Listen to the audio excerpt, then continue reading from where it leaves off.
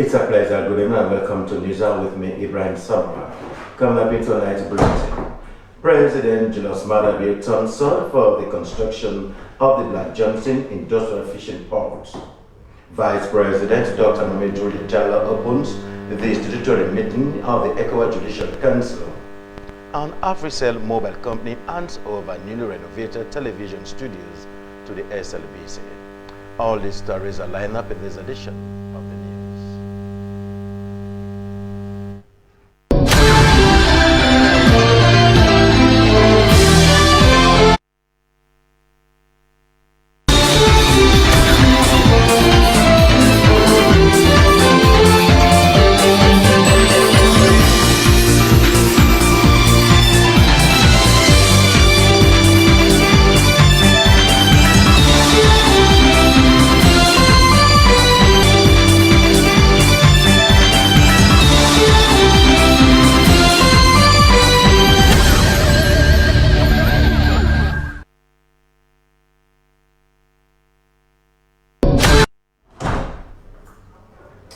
The Vice President Dr. Mamadou Diallo has said that credible courts are more than legal institutions. They are pillars of stability, especially in a region grappling with economic uncertainty, security threats, and shifting global alliances.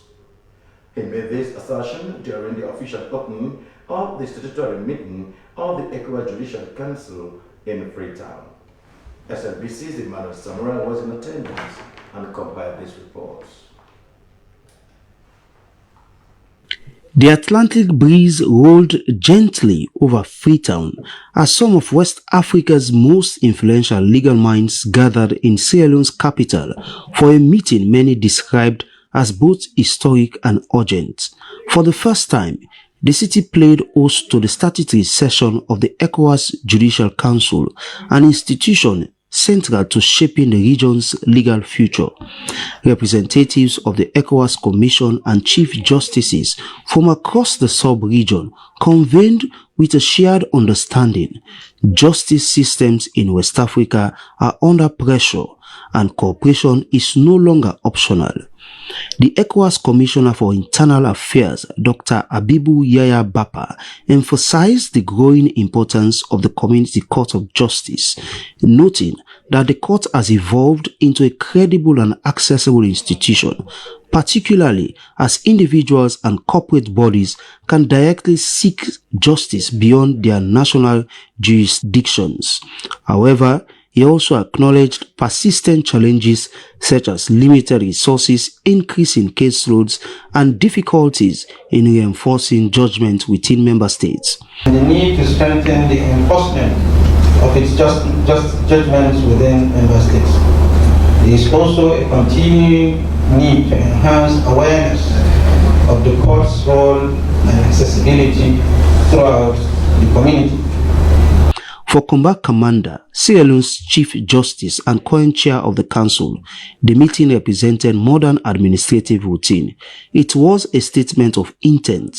Under his leadership, the council has taken steps to reinforce judicial independence and accountability. The region confronted with evolving legal challenges, our role has never been more critical. This meeting also offers us the opportunity to showcase our progress, learn from one another, and deepen the bond that unites us as a community of justice. Across the room, policymakers emphasized that justice cannot exist in isolation. Alhaji Musa Timothy Kaba, chair of the ECOWAS Council of Ministers, framed the issues in practical terms. Transnational crimes, corruption, and human trafficking do not respect borders, and neither can the legal systems that confront them. Effective justice, he argued, depends on collaboration, shared standards, and mutual legal assistance and trust between national courts. That message was reinforced by Sierra Leone's Vice President Dr. Mamadou Diallo, who pointed to the broader implications of judicial strength in a region grappling with economic uncertainty, security threats, and shifting global alliances. Credible courts are modern legal institutions. They are pillars of stability. They reassure investors, protect citizens, and underpin democratic governance. As you deliberate over the coming days, I appeal to you to seize the occasion to renew our shared resolve to deepen judicial cooperation, strengthen institutional linkages across our courts, promote innovation in case management and judicial training, and develop practical solutions to the legal challenges of our time. Beyond the formal speeches, there was also a sense of national pride, where Sierra Leone's Attorney General and Minister of Justice Alpha Cissé said under President Bio, many legal reforms have been pursued aimed at modernizing its justice system, from abolishing the death penalty to advancing gender equality legislations, among others. Hosting the council, he said, offered an opportunity to showcase that progress while contributing to a broader regional agenda. Among the proposals under discussion is the possible establishment of an appeals chamber for the community courts, a move that could enhance its credibility and procedural depth, coupled with the recruitment of new judges. Emmanuel Samoa, SLBC.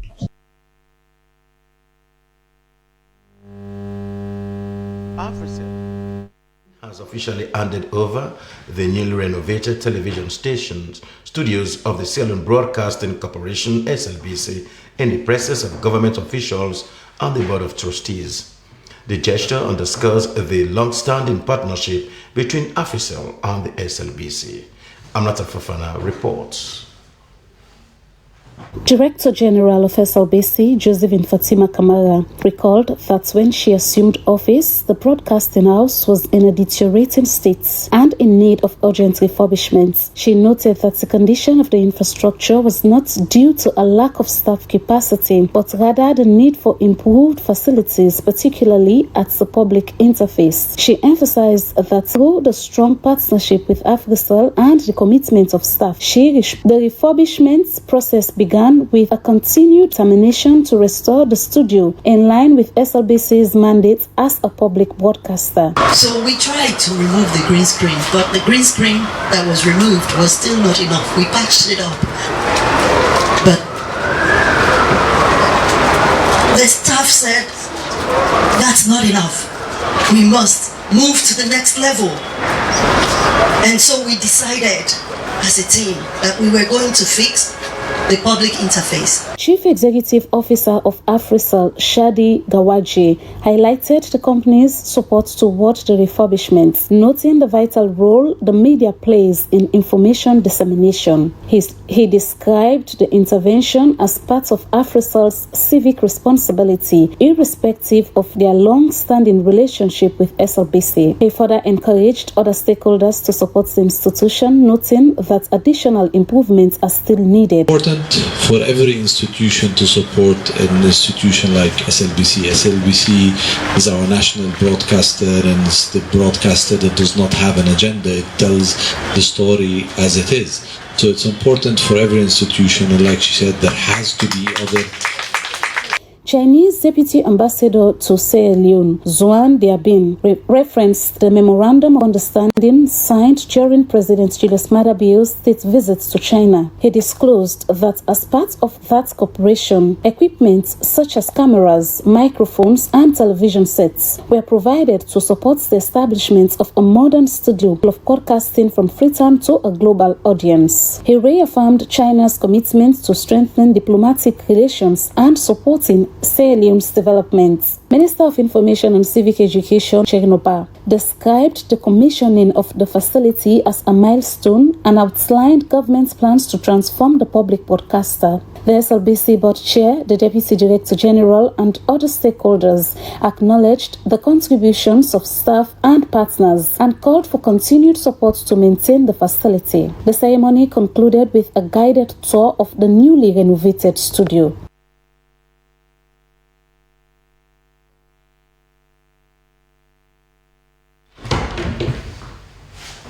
In an effort to strengthen its partnership with Morocco, the Minister of Foreign Affairs and International Cooperation has held a follow-up meeting on the Joint Commission for Cooperation in Freetown.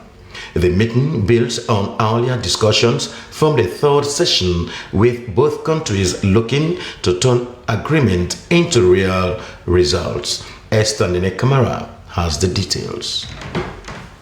The follow-up meeting serves as a platform for both countries to assess existing agreements, identify challenges, and explore new opportunities for collaboration in sectors such as trade, education, agriculture, energy, and capacity building. The meeting was not just about reviewing past discussions, but about making sure promises made are actually delivered. Minister of Foreign Affairs and International Cooperation, Timothy Kaba, said the relationship between Sierra Leone and Morocco has grown stronger, adding that shared engagements are important in turning diplomatic ties into meaningful developments. Our bilateral partnership also contributes to a broader continental vision. Both Sierra Leone and Morocco remain firmly committed to the aspirations of advancing Africa's development under the AU Agenda 2063. This is the African Union's 50-year development blueprint, designed to transform Africa into a prosperous, integrated, peaceful, and self-reliant continent. Moroccan head of delegation, Abdullah Boutagat, described the Joint Commission as an important bridge between the two nations, reaffirming their commitment to supporting Sierra Leone through practical partnerships and shared initiatives. Our two countries are destined to work hand in hand to address the challenges facing our people and our respective regions. During this meeting, we will have the opportunity to review the progress made in the implementation of the 13 agreements signed during the last Joint Committee held in April 2023 in Dakhla, in Morocco. As discussions continue, there is hope that new agreements and renewed commitments will lead to tangible benefits for citizens in both Sierra Leone and Morocco, to further strengthening the bond between the two nations. For SLBC, Esther Nene Kamara reporting.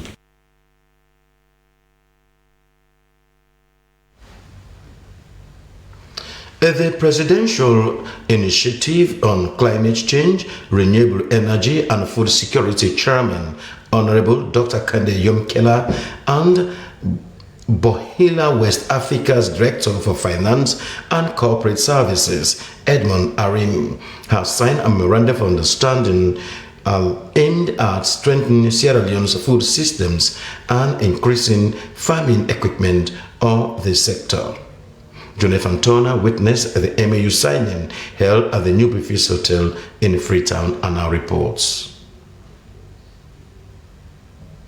The agreement seeks to advance Sustainable Development Goal 2 and support the government's feed saloon strategy through improved food and nutrition security, enhance processing capacity, and reduce food loss and waste. Bula operates in over 140 countries, and Bula West Africa's Director of Finance and Corporate Services, Edmond Aini, expressed confidence in Sierra Leone's agricultural transformation agenda. He said the company was committed to long-term investments in the agro-food processing sector.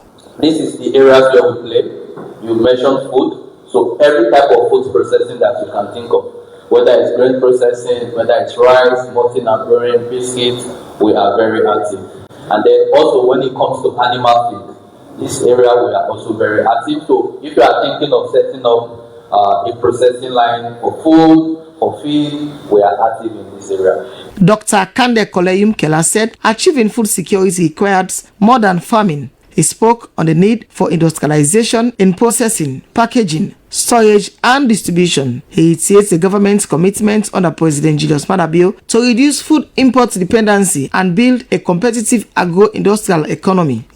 The demand exists, the policy direction is clear, the opportunities are real. What we need now is execution, strong partnerships and sustained investment. To our partners, the Bula Group, I want to assure you that we're serious. We have clear vision and leadership from our president. You find here building blocks we've already laid. We're looking for financing. We know locations in this country where we can build clusters. But we have an ambition for a broader ECOWAS market. We see ourselves competitively placed geographically to be able to be a hub. UNIDO country representative in Sierra Leone, Mariatu Suarez, said such agreements will boost SMEs, farmer skills development in automotive and refrigeration sectors, climate adaptation innovation, and increases food sufficiency. How we're working with farmers in terms of the good agricultural practice, because if the farmers don't have a well-suited crop, for others, you know, what start at the start or at the end of the farm, not within the farm. But if what they're giving us inside the farm is not good, it means that we have the SMEs, they will tell you that the fatty content in the palm oil. Minister of Agriculture and Food Security, Dr. Henry Musa Parker, welcomed Bola's expansion into Sierra Leone and assured continued government support to create an enabling environment for investments. Private sector is so key to the Feed Salon program. And so for us, an event like this where we are talking about processing the next level, creating jobs, nutrition, is apt. The MOU aimed at making a significant strive toward building a resilient and sustainable food system in Sierra Leone. For SLBC News, Jonathan Tona reporting. In line with one of the recommendations of the moral guarantors to set up a parliamentary standing committee on electoral matters and restructuring of ECSL, the Deputy Minister of Information and Civic Education, Bakari Abdel Aziz Bao, has said the restructuring will not affect Edmond Alpha, the ECSL boss. However, Honorable Amanat Sise of the APC parliamentary media team said restructuring inclusive of Edmond Alpha. They were discussing this matter on our Good Morning Sierra Leone program. The press release from the SLPP, the Sierra Leone People's Party, is overstating facts, because that is what we are going by. Okay. We have agreed that we have, even though our own vision was, there is already a subcommittee on governance. Yes. And elections are governance issues. And that committee is led by the APC. You can just have some terms of reference. And so, what else do they need, that committee need? But if they are saying we have a separate committee for just elections, we are not adverse to it. What the SLPP is overstating is, we should not do it blindly. We should be guided by the provisions of the 1991 Constitution. And that is stated in the preamble of the Agreement of National Unity. So why do you come to state something that's already been stated? We are doing all these reforms. Yes, the Agreement of National Unity was not just for electoral reforms. No. In a sense, we are trying to stabilize this nation.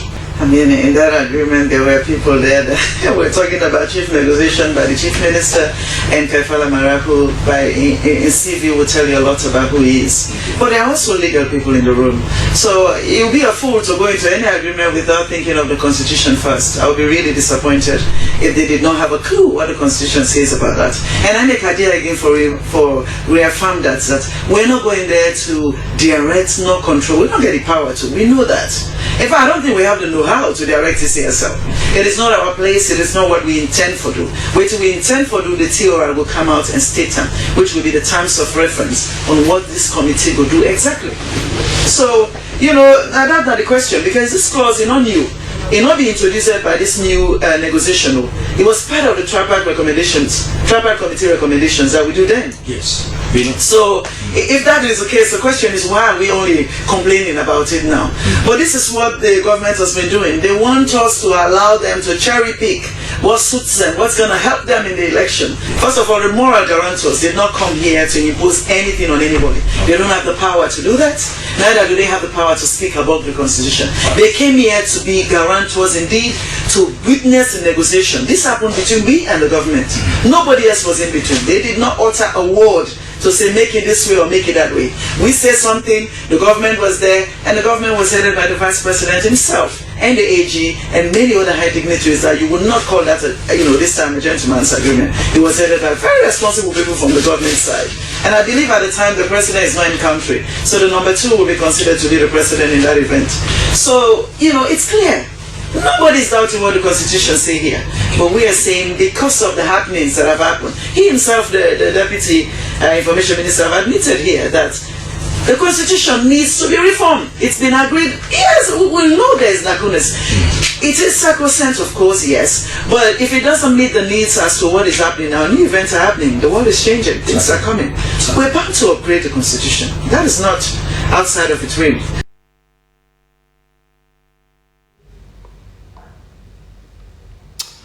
That was Honorable Aminata Sese of the APC Parliamentary Media Team. You earlier heard the Deputy Minister of Information and Civic Education, Bakari Abdel Aziz Bawor.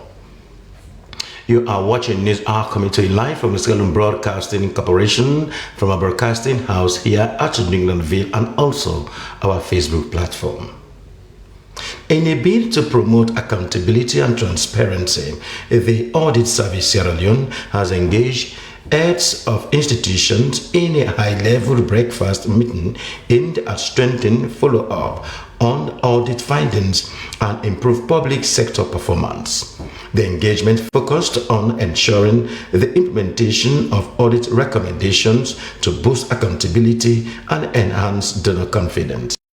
Our reporter, Olevan Ross Fox, has more.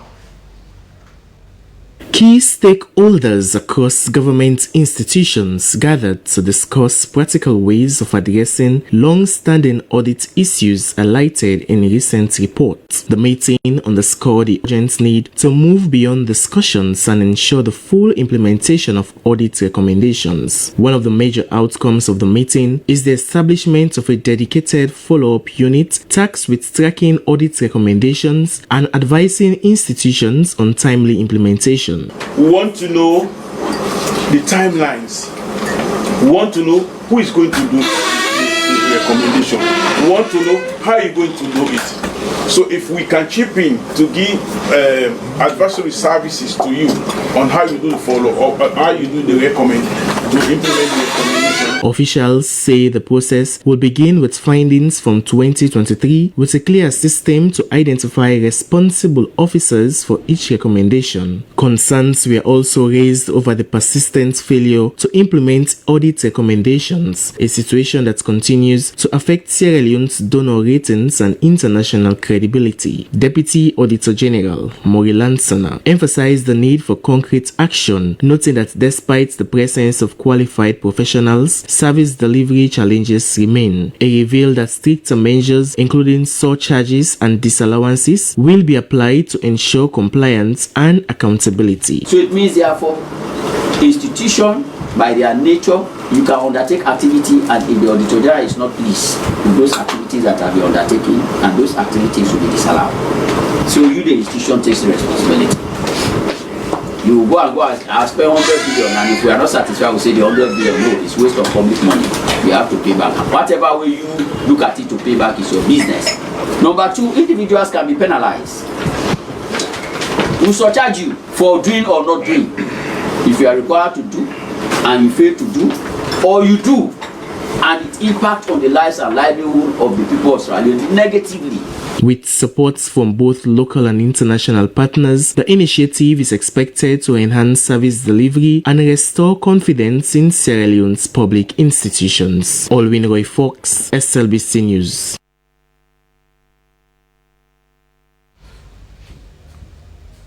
The administration of Chadwick Adventist College has announced plans to transition the institution to and university status. A move aimed at introducing bachelor degree programs in the near future and broaden access to higher education in Sierra Leone. According to the College Authority, the proposed upgrade will open doors for a wider range of academic programs, enhance institutional capacity, and contribute significantly to national development by producing more highly skilled graduates. Jonathan Turner has the details.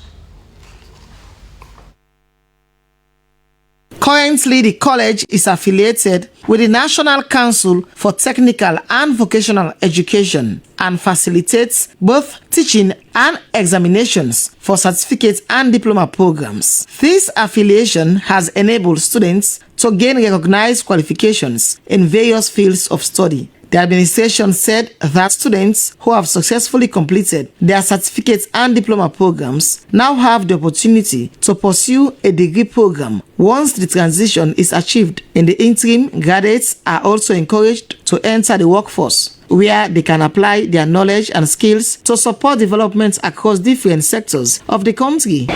We are focusing on developing students not only for academic excellence, but also to shape their character for a productive life in society. We're looking at beyond the diploma level. We want to move on to the university level within the shortest possible time, where our graduates will move on to a bachelor's degree, the pursuit of a bachelor's degree, and it will open the door for many more programs for us. College officials noted that the move toward university status aligns with broader national goals and expanding access to quality higher education and strengthening human capital development. They expressed optimism that the initiative will not only elevate the institution's profile, but also empower more young people to contribute immensely to Sierra Leone's socio-economic growth. Many years from now, Chadwick Adventist College will fly high the Adventist message in Sierra Leone. It will be an institution that every one of us will be proud of, and every one of us will want our children to attend, and by extension, the country as The Ministry of Planning and Economic Development has held an information sharing session with non-governmental organizations operating in Sierra Leone. The session gave the platform for the various NGOs to share information on their activities, creating space for collaboration and ensuring transparency and accountability. Sulaiman Babatue was in attendance on our reports.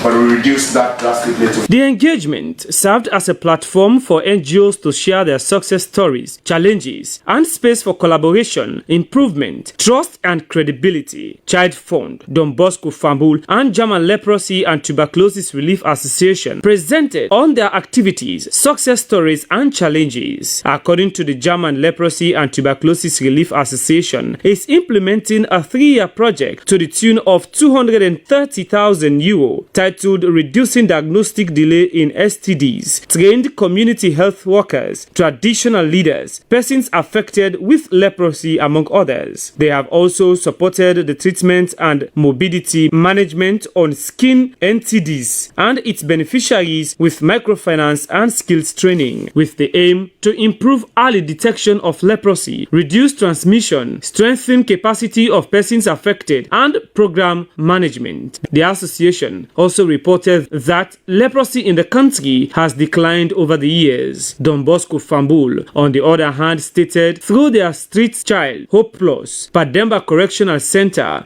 Girls Shelter, Girls Plus, Child Care Center, Group Home, Research Center, Hospital, Finances and Therapy Center programs have supported about 1,918 children and adults with therapeutic care, 1,533 beneficiaries with skills and education, job and market opportunities, health and public awareness, and 1,427 inmates with legal assistance, education, and food. For Child Fund, the organization has reached to 2.5 million children and their families, worked with over 300 communities in 4 districts, trained 260 lactating mothers on breastfeeding and weaning diets, constructed 4 ECCD facilities for children's foundational learning in 3 districts, supported 471 children who have transitioned to primary school with a total of 10,149 that have benefited from their education program. They said they have enrolled about 347 out-of-school girls, supported 2,481 farmers with financial literacy training and access to low-interest credit, planted 5,200 trees for environmental sustainability, donated $49.3 worth medical and pharmaceutical supplies to the Ministry of Health, and trained caregivers, teachers, and community leaders on various skills, including advocacy and child protection. After presentations, beneficiaries of the various NGOs gave inspiring testimonies where they narrated their stories. However, concerns were raised around how the organizations handled sensitive issues involving children, alternative funding and sustainability plans, compliance to processes and procedures, and operations. The Director of NGO Affairs, Ministry of Planning and Economic Development, Eric Masali, commended the organizations and pledged his ministry's support to promote their programs. Representatives from the Ministry of Health and the Parliamentary Committee on NGO and NACSA commended the NGOs for their contributions to the development of the country. SLBC News, Sulaiman Babatue reporting.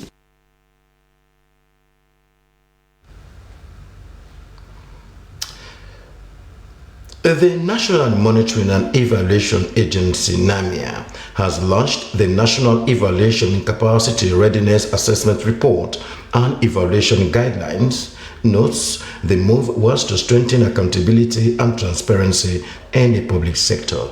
Yusuf Suma reports. The launching brought together dignitaries from both the public and private sectors, and it was held at the Ministry of Foreign Service Academy, Tower Hill in Town. The report is structured around 3 pillars: individual capacity, organizational capacity, and conducive environment. The Director General of the National Monitoring and Evaluation Agency, Dr. James Edwin, said the report will strengthen accountability and transparency in the public sector. Not only accountability, we look at transparency too. You can be accountable behind the scenes. You can accountable openly, so transparency goes together with that. Now, what do we mean by accountability here? If you are given a task, it's not just about money. If you are given a task, say 5 tasks to complete, it has a time factor attached to it, it has a cost attached to it. If you get it done in time and within cost, and you tell people what you have done, that's been accountable. Accountability also means responsibility for what is happening. The Monitoring and Evaluation Manager for NAMIA, Regina Rogers, commended contributors for putting hands together for the successful launch of the 2 documents.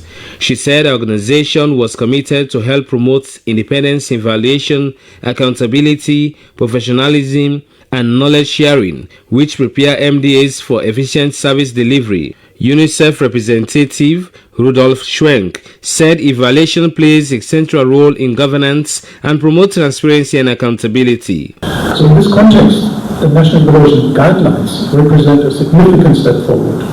They provide a common national framework and clear standards for evaluation, strengthening quality, credibility, transparency, and accountability cross-government. He went on to commend and recognize the collaborative efforts behind the launch of these two documents. He said the achievements came at a pivotal moment as Sierra Leone advances the medium-term National Development Plan 2024 to 2030. Dr. Emmanuel Gaima, the Principal Executive Advisor to the President on the Public Service and Head of Public Sector Reform Unit, expressed dissatisfaction over the evaluation culture. He said it still remains a big challenge in most government's public offices. He described evaluation as a strategic tool that strengthens institutional frameworks. Yusuf Mosire Suma, SLBC News on the Hour in Freetown.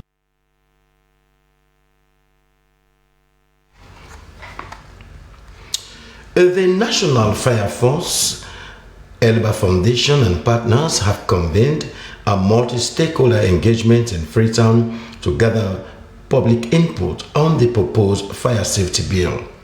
It aims at strengthening fire prevention and protecting lives and property across the country. Esther Nene Kamara reports.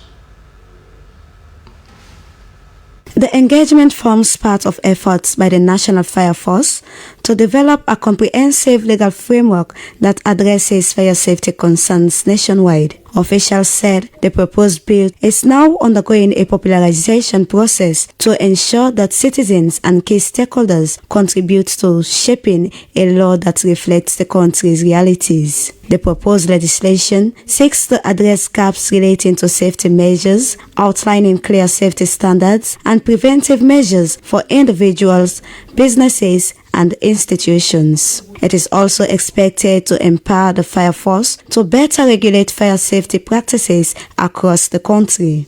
Chief Fire Officer Alhaji Nazri Kambanda-Bonge expressed appreciation to Elba Foundation for their support as he said the move to draft the fire safety bill comes after years of recognizing the urgent need for stronger regulations to improve fire prevention mechanisms. He noted that many of the fire incidents recorded in Sierra Leone were preventable and often result from negligence and unsafe practices. We at the National Fire Force decided to put our brains together, write what we believe is in the Fire Safety Act. The Fire Safety Act have attracted the attention of Cabinet, and Cabinet have directed that this act be popularized, or the bill be popularized. And once we are finished with all the popularization, this is one of short popularization. Once we are finished with that, we are finished with getting views from everybody across the country. We will take all those views back to Cabinet, and Cabinet, in its wisdom, will sit on it. The goal, according to the founder of Elba Foundation, Edlin Elba, was to ensure that the bill will be widely accepted and successfully passed in Parliament. We have to go across the country with the National Fire Force to popularize the bill. What we want is, one, support from the government, from the general public, from the private sector, from donor partners, financial support, support at the actual events, the input into the bill, all of that. If people can just get on board and support the bill, that would be amazing for us. Representative of the Ministry of Internal Affairs, Edward Gauja, commended the initiative, noting that the ministry will continue to give their support to ensure the safety of the country.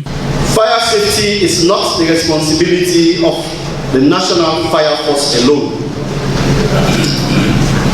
It is the responsibility of every citizen, every market trader, landlord, tenant, school administrator, factory owner, driver, and household must play a part.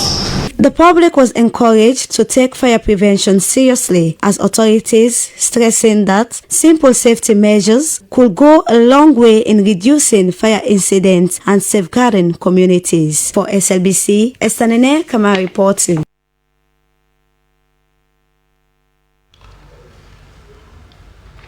Amnesty International Sierra Leone has launched the States of the World's Human Rights Report 2026.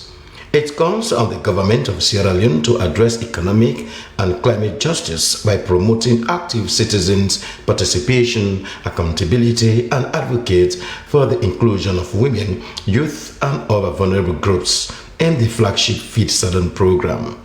Dennis Fraser witnessed the launching and now reports. The State of the World's Human Rights Report 2026. Thank you. The launch of the State of the World's Human Rights Report 2026 by Amnesty International presented a renewed commitment in the journey where every individual's rights are respected and protected. The findings in the report pointed out progress made in the issue of justice, accountability, and human rights. However, it presented persistent threats in the process of safeguarding human rights, strengthening the rule of law, access to justice, and active citizens' participation too. The United Nations and International Criminal Court face increasing paralysis in addressing global human rights violations. The report explains that Sierra Leone's core challenge is not the absence of legal norms. Take note, not the absence of legal norms, but rather weak institutional capacity, entrenched inequality, and limited enforcement mechanisms. Speaking to the national context while launching the report on the topic Feed Salon, can a national vision turn the rights to food from promise to plate? Commissioner, National Human Rights Commission Hassan Sambayaja said the rights of citizens could not be exercised by mere policy frameworks, but deepening efforts towards reforms, strengthening systems that uphold democratic good governance. He said through collective commitments in building a society where human rights are respected and protected, this could be achieved. Inclusion must be at the heart of this agenda. Women farmers, rural communities, persons living with disabilities, and young people must not only be beneficiaries, but also active participants in shaping and driving this vision. Over the years, Amnesty International has undertaken independent research through the State of the World's Human Rights Reports and took action to prevent and end grave abuses of human rights. The report intends to address different thematic areas and holds authorities to account. SLBC, Dennis Fraser reporting.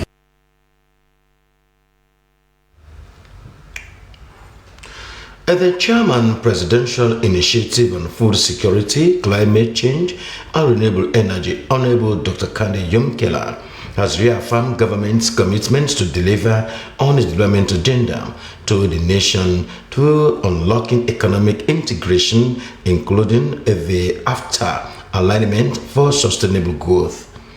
He was speaking during a ministerial press conference ahead of the 2026 ECOWAS statutory sessions with heads of states and government and an investment conference to be hosted by President Julius Maada Bio as chair of the ECOWAS in Sierra Leone. Dennis Fraser was in attendance and our reports. The media engagement was a platform to set the tone for an expert meeting or for a steering committee meeting ahead of the 2026 ECOWAS statutory sessions with heads of state and governments and an investment conference to be hosted by President Bio as chair of ECOWAS. The technical working group will discuss around the 4 priority areas by President Julius Maada Bio as chair of ECOWAS, including restoring constitutional order and deepening democracy, revitalizing regional security cooperation, unlocking economic integration, including AFCFTA alignment, and building institutional credibility. According to the chairman, Presidential Initiative on Food Systems, Climate Change and Renewable Energy, Dr. Kande Yumkela, specific focus will be on unlocking economic integration within the regional bloc. He added that the ECOWAS Investment Conference to be hosted in November this year will bring together global leaders in business, the private sector as key drivers of the West African economies, and governments to leverage on energy, trade, strategic minerals, agribusiness, and digital transformation. So one of the things we're trying to do with this investment summit under President's leadership is to create an exploratory fund. In the summit, we already are getting partners in to look at the Mano River Union Corridor. Yeah? How do we look at mineral wealth as also a source of industrialization and job creation? Speaking on the energy growth and investment pillar, Deputy Minister of Energy 2, Abdulrahim Jallo, said the investment conference will strengthen interconnected infrastructure in the energy sector. Across the sub-region, and we have a national commitment. I'm sure you've heard of the Mission 300, M300. We have a target of increasing energy access from about 36% now to 78% by 2030. This was further reinforced by the Minister of Agriculture and Food Security, Musa N. Parker, noting that the area of food system and agricultural pillar will boost economic integration, reduce dependency on rice importation, and foster economic growth. The President is so convinced about food as a driver for economic growth is that if we do it well, it's the masses that are involved in it.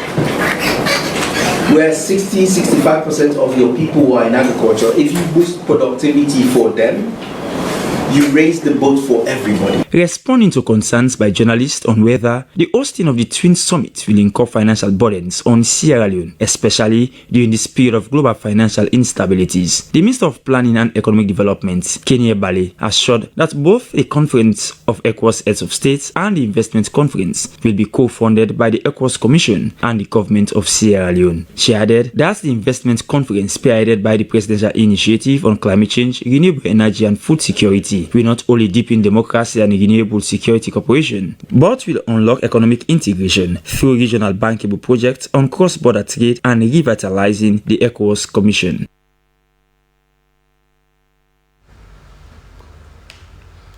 You are watching News Hour commentary live from Salem Broadcasting Corporation from a broadcasting house here at Newmanville. We now cross over to our business segments.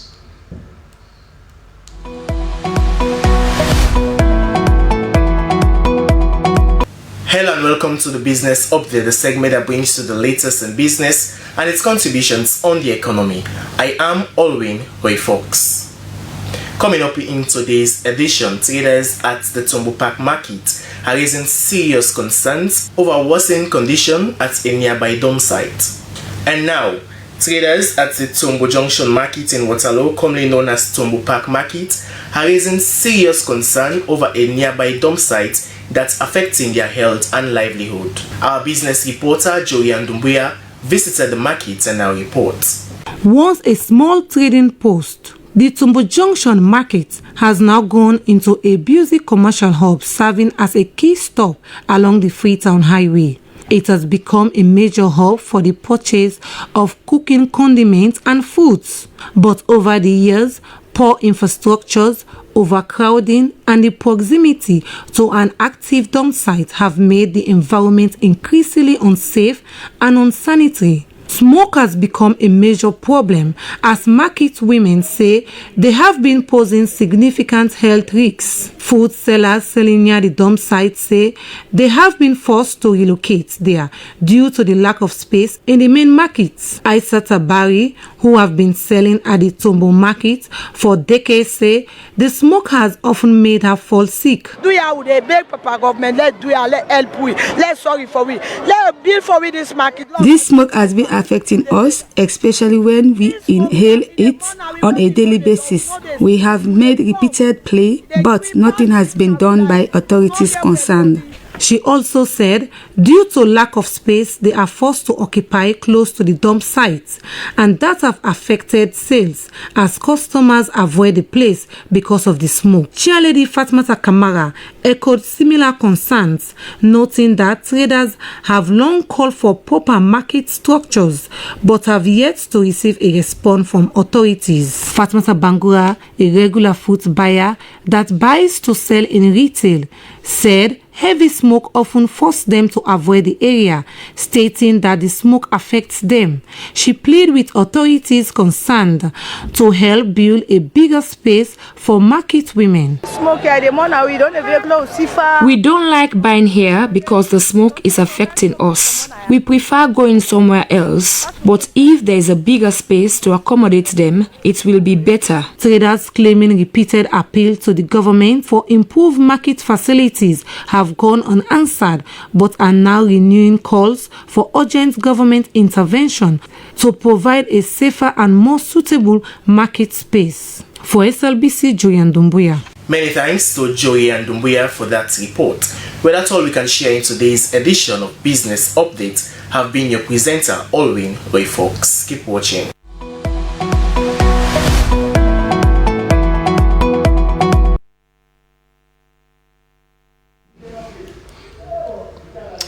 From the business segment, we now cross over to our entertainment desk.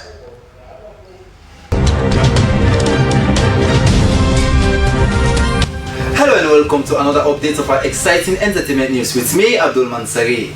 In this edition of entertainment news, King Boss Ellie's Naso Ade concert officially cancels. And of course, Inidima Okoji expects her baby. Everything in trouble, me Naso Ade.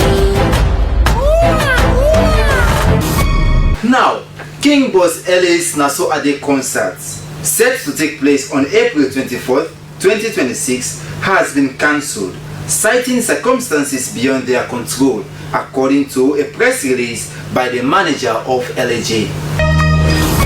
According to a press release from the management, the decision which scheduled the concert was due to ongoing legal proceedings involving King Boss Ellie and Prezo Kuruma.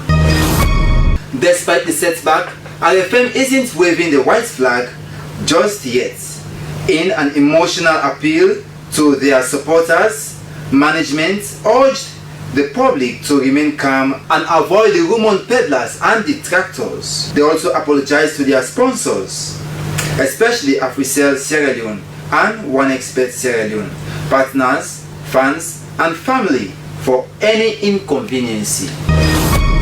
Fans are encouraged not to share any unverified information or make any insightful comments regarding the ongoing legal matters. Well, that's indeed a sad one for RFM fans, and we'll update you as they unfolds.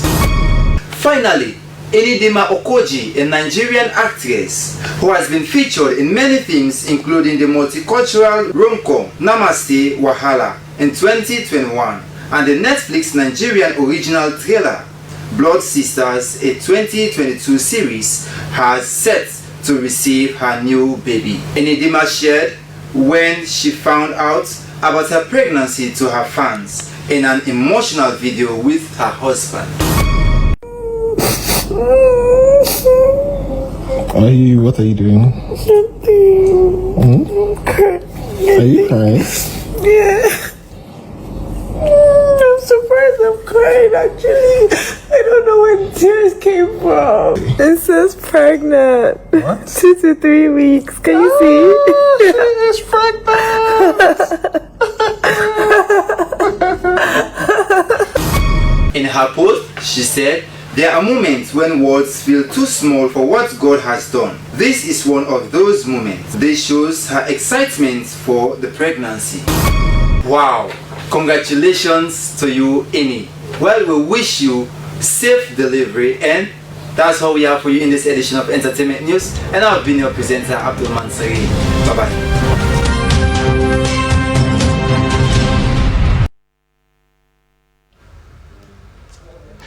Many thanks to you, Abdul Mansari, for that updates on the entertainment news. We now cross over to our sports desk for all the latest local and international sports.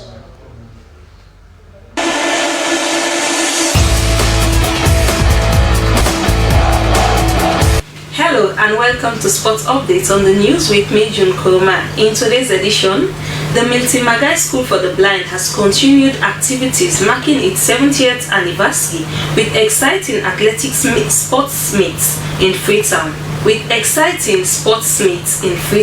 The event brought together pupils, staff and supporters in celebration of resilience, talent and inclusion. Now, let's join HOUR23RD Fox for more. Amid cheers and excitement, pupils of the Milton Magai School for the Blind took the fields showcasing their athletic abilities in a spirited sports meet held as part of the school's 70th anniversary celebration. The event, held at the Regent's Community Field, featured a variety of track and field activities carefully organized to ensure full participation of visually impaired pupils. Despite their visual challenges, the pupils demonstrated remarkable determination, teamwork and confidence, earning admiration from spectators and invited guests. School authorities say the sport meet is not only about competition, but also about promoting physical well-being, social interaction, and self-confidence among the pupils. The importance of this is to make sure that our children, we keep them happy. All work and no play makes Jack a dull boy. We continue to make them happy because we also want to show them that there is ability in disability. The sport meet is one of several activities lined up to commemorate the school's 70 years of educating and empowering visually impaired children in Sierra Leone. SLBC Sports, Alwyn Roy Fox reporting. And that ends your sporting update for today. I've been your presenter, June Kuroma. Thanks for watching.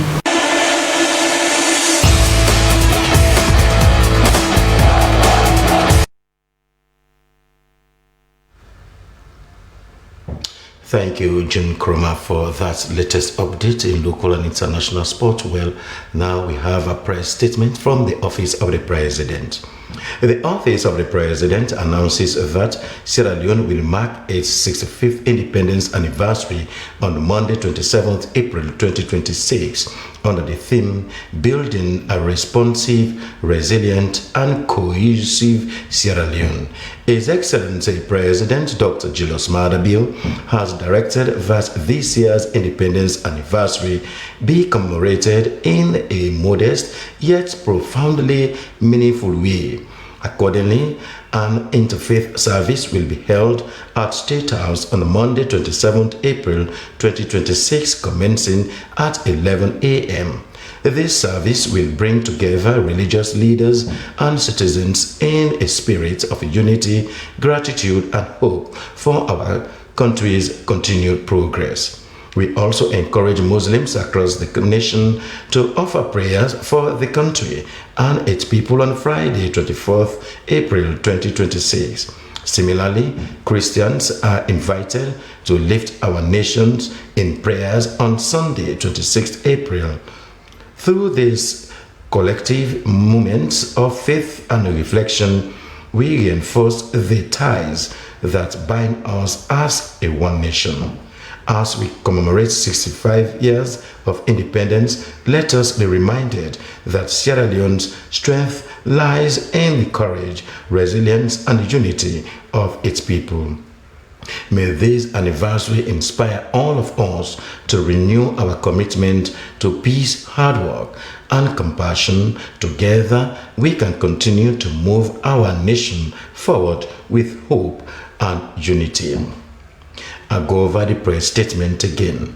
The Office of the President announces that Sierra Leone will mark its 65th independence anniversary on Monday, 27th April 2026, under the theme Building a Responsive, Resilient and Cohesive Sierra Leone. His Excellency President Dr. Julius Maada Bio has directed that this year's independence anniversary be commemorated in a modest yet profoundly meaningful way. Accordingly, an interfaith service will be held at State House on Monday, 27th April 2026. Commencing at 11 a.m. This service will bring together religious leaders and citizens in a spirit of unity, gratitude, and hope for our country's continued progress. We also encourage Muslims across the nation to offer prayers for the country and its people on Friday, 24th April 2026. Similarly, Christians are invited to lift our nation in prayers on Sunday, 26th April. Through these collective moments of faith and reflection, we reinforce the ties that bind us as one nation.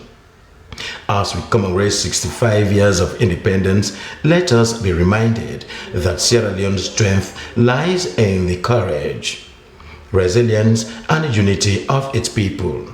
May this anniversary inspire all of us to renew our commitment to peace, hard work, and compassion. Together, we can continue to move our nation forward with hope and unity. Here ends the press statement from the Office of the President. Well, now to end the news, the main point again. President Julius Maada Bio has turned south for the construction of the Julius Maada Bio Industrial Fishing Port at Black Johnson, marking a major step in fostering Sierra Leone's fisheries sector. This will put Sierra Leone on the blue economy, thereby generating revenue for the country. Vice President Dr. Mohamed Julde Jallow has said that credible courts are modern legal institutions. They are pillars of stability, especially in a region grappling with economic uncertainty, security threats, and shifting global alliances. He made this assertion during the official opening of the statutory meeting of the ECOWAS Judicial Council. And Africell Mobile Company has officially handed over the newly renovated television studios of the Sterling Broadcasting Corporation, SLBC, in the presence of government officials and the Board of Trustees. The gesture underscored the long-standing partnership between Africell and the SLBC. Well, all that we have for you in this edition of News Hour, which came to you live from the Sterling Broadcasting Corporation from a broadcasting house here at Freetown. News Hour returns tomorrow at 8 a.m. Continue to view your public broadcaster, the SLBC. If not, why not? I've been a news anchor, Ibrahim Samara. Good night.